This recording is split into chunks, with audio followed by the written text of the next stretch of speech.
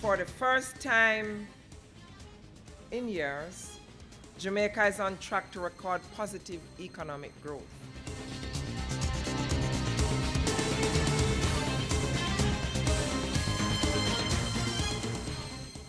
When government started the 2013-2014 financial year, it had a mission: create jobs and grow the economy. After 9 months, this happened. We are reporting that an estimated growth in real GDP of 1.4% was recorded in the October to December 2013 quarter.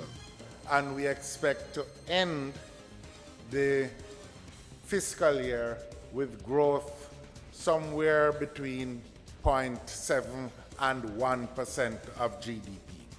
To achieve that and position the economy to prosper beyond 2013-2014, several fundamental actions were taken. They were supported by the successful implementation of the IMF program, which allowed government to attract many of the investments needed to spur growth.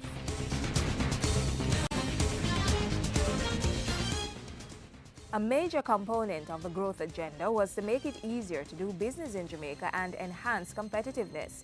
That was supported by several legislative and administrative changes, such as amending the Companies Act to create a one-stop shop for the registration of new companies and implementing an employment tax credit for unregulated companies and self-employed individuals who pay their tax returns early.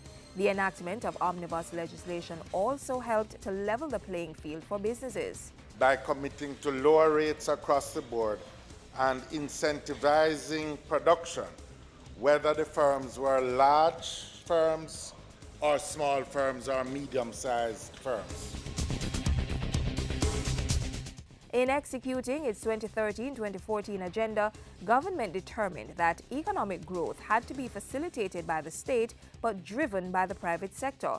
A policy document was created to govern support to micro, small, and medium-sized enterprises. This MSME entrepreneurship policy is the first intervention framework that offers coordinated, coherent, and targeted support to the sector in an effort to expand its contribution to economic growth and development.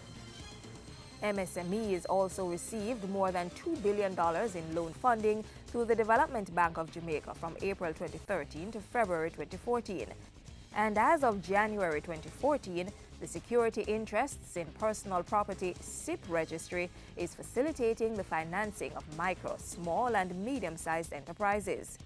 Throughout the fiscal year, government also accelerated its land titling initiative to support entrepreneurial pursuits. Residents in St. Thomas, Kingston, St. Andrew, and St. Catherine are among many who were given not just security of tenure, but also viable collateral to make small business dreams a reality. Successful commerce needs a good transportation system grounded by solid infrastructure. So, many road and bridge improvement works were completed in the fiscal year. Then came a $630 million works contract. And it will be spent on roads, retaining walls, drains, and sidewalks. It's part of the Jeep component of government's major infrastructure development program. Main contractor China Harbour Engineering Company also continued the construction of the north-south leg of Highway 2000 and signed the framework agreement for the build-out of a shipping and logistics port on the island. Between April 1, 2013 and March 31, 2014, Jamaica also secured investments in several new and emerging sectors.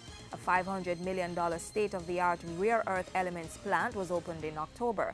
New life was pumped into health and wellness tourism plans when the construction of a 22-bed hospital targeting tourists was announced for Western Jamaica. This investment represents a tangible outcome of Jamaica's tourism master plan and the work of successive governments.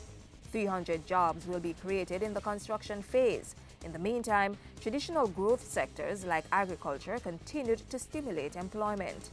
Agriculture, forestry, and fishing grew by an estimated 10%, reflecting the impact of improved weather conditions and the growth-inducing initiatives implemented by the government. The flagship initiative was the 9 Agri-Parks project, which has already created more than 1,000 jobs and $36.3 million in earnings. Meanwhile, the successful Digital Jam event of 2012 connected many more young people to technology development opportunities and jobs in 2013 and the first half of 2014.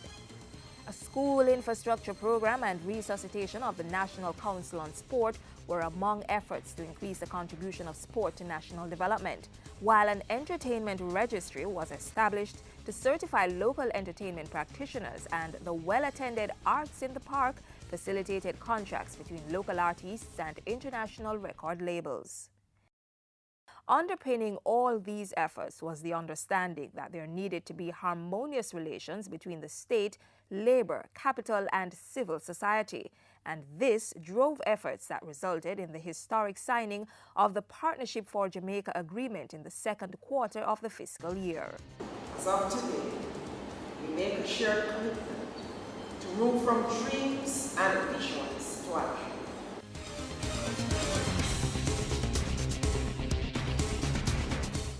We have to grow our economy in order to accelerate national development. That was the mission for fiscal year 2013-2014, one that will continue to be a priority in the ultimate goal of making Jamaica the place of choice to live, work, raise families, and do business.